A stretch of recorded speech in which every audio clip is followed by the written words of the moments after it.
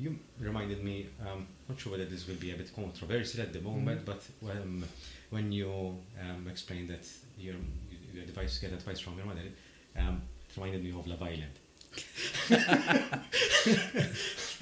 Do you have any thoughts about what's going on this island with regards to Love Island? It's very much up your alley. Yes.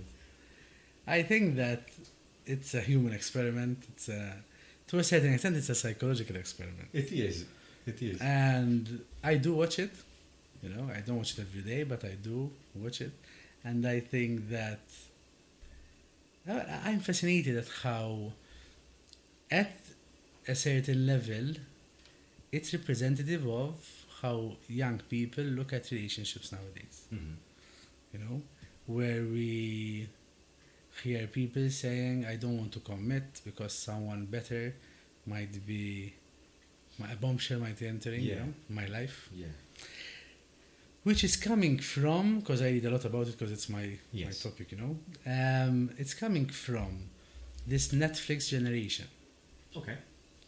Where at night, when I go home, I put on the app on my TV, I see hundreds of movie titles, and I watch trailers, and whilst I'm watching the trailer, I'm telling myself, but is this good enough? Isn't there something better than this? Then I start a movie, spend 5 minutes. If I'm not captivated in the first 5 minutes, I'm either asleep or I move on to another movie. So that is what I generally do. Mm-hmm. When I'm going on holiday, I'm very well planned, organized. I have a to-do list for everything and a SOP for everything. Right. However, I always forget to download movies on my tablet for the plane. Yeah. So I always end up downloading a movie from Netflix whilst I'm in the queue to board. Yeah. And what do? I click on the first movie I find. You'd be surprised. That movie I always enjoy. And I always watch till the end. What's the difference? That on the plane, that's the only movie available. Yeah. It's either that or talking to the person next to me. Right? And if you're traveling alone. So I commit to it. Yeah. And because I commit to it and I invest my energy in it, then I enjoy it.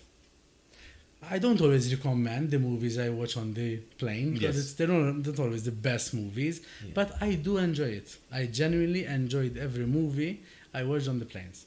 But at home, when I feel that there's so many other movies I can watch, that's when I get very picky. We're spoiled for choice. Yes. And we think we're spoiled for choice. Because, to top that, the brain, when we look at Instagram, when we look at Facebook or Tinder or Bumble, and we see those women, man, looking at us and smiling, our brain registers that as that person wants me. So there's this feeling of FOMO. I don't want to miss out on the bombshell that's coming in. Yeah. So I don't want to commit because what's coming in to the Love Island villa might be better than this person I'm coupled with. Yeah. And at the same time, we're given the impression that all the people on Tinder and on Bumble and all the others want us. So then it's harder to choose.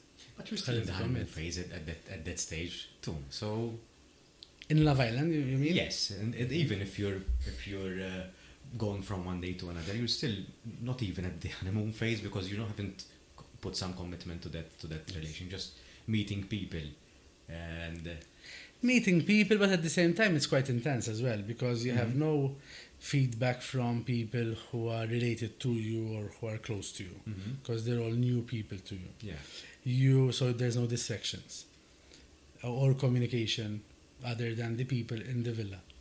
And you sleep every day with this person. Yeah. And you're with them 24/7.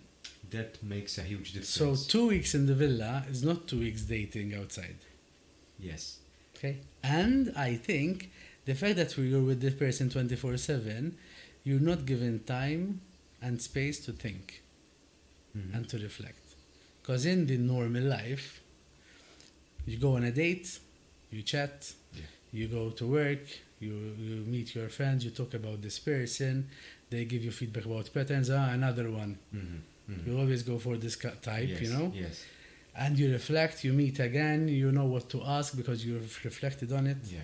But if you're living with them from day one, or day -2 or -3, because you're not a couple yet, Yes. then that's going to play. And people tricks on change, so the dynamics change constantly. And that is very intense, that's true. The experience that I can relate to some extent is the camps that we do at Scouts. So in summer we have this 10-day summer camp, and I say this all the time.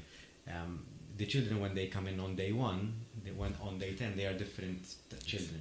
Because the experience, the 10-day, it's in summer, it's in Santa Maria, so it's hot there with no resources, no internet, just pure outdoor fun. Yes. And they have to spend time with their friends and doing challenges and whatnot, doing duties as well, because they have duties to do. And they come out with a different mindset.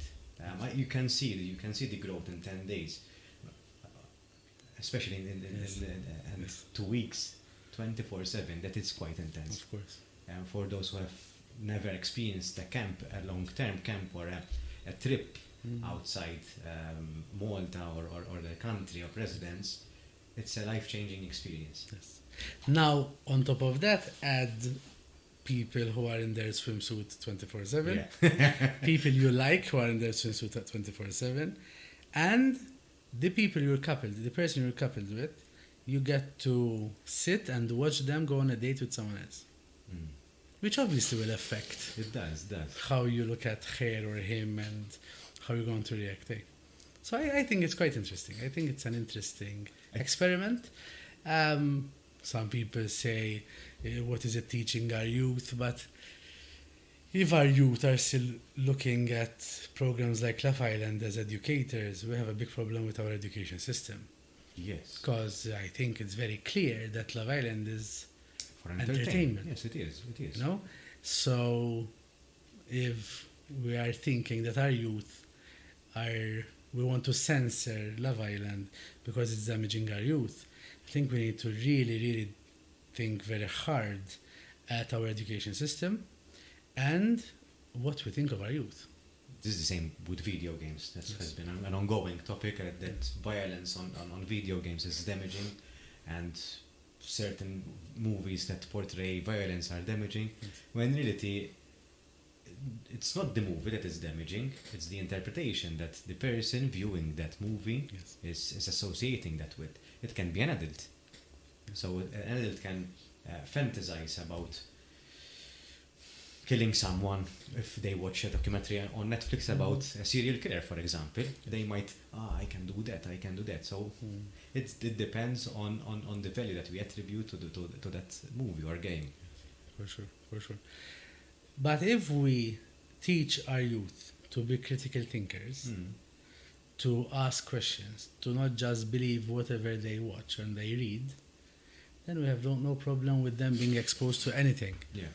But if we're still teaching our youth to believe whatever they're being told, because I said so, because I'm authority, and we raise them obeying us because I'm your mom, because I'm your dad, because that's what I say, because this is my house, then we're not teaching, we're not raising critical thinkers. We're raising people who will just buy whatever TV tells them, who will just do what their employer tells them. When really and truly, I think we need to be raising critical thinkers, people who are willing to question, to research for themselves, to read different opinions, different ideas, and then make up their mind.